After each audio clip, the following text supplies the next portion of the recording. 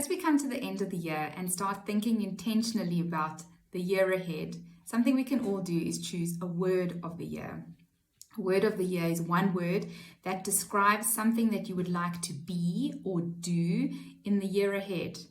We can choose a word of the year so that it can inspire us or motivate us. It's a word that can ground us and that we can refer back to when things are rocky or when we are uncertain or when we are setting our goals for the year.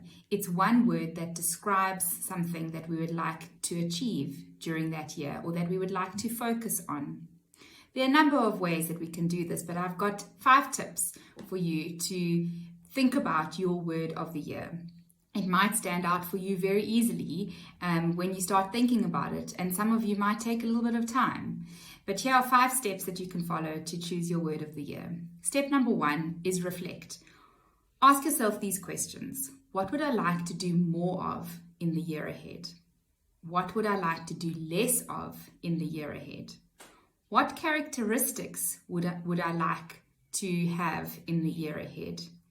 And what have I learned in this past year or years before or through different seasons that I would like to be more intentional about living out in the year ahead?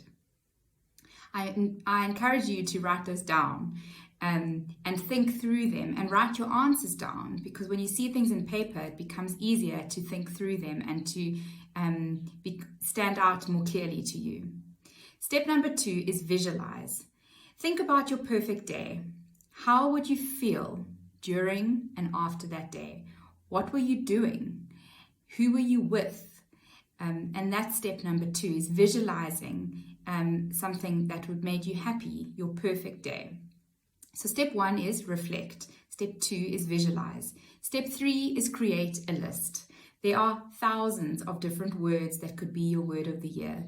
Some examples could be choices, passion, energy, bold, peace, rest. My word of the year this year was uncluttered. So write down all the words that come to mind. Don't filter, just write them down.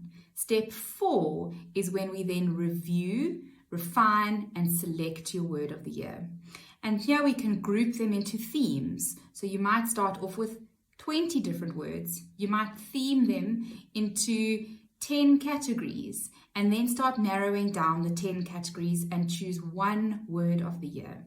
And step 5 is to commit. Commit to that word, write it down, put it somewhere where you'll be able to see it, where you can refer back to it, put it in your journal, write why you chose that word and commit to it. You can't just be interested in it. You have to commit for it to actually come to life. So those are 5 steps for you to choose your word of the year. Reflect on the list of questions that I gave you. Visualize what your perfect day would be about and how you would feel.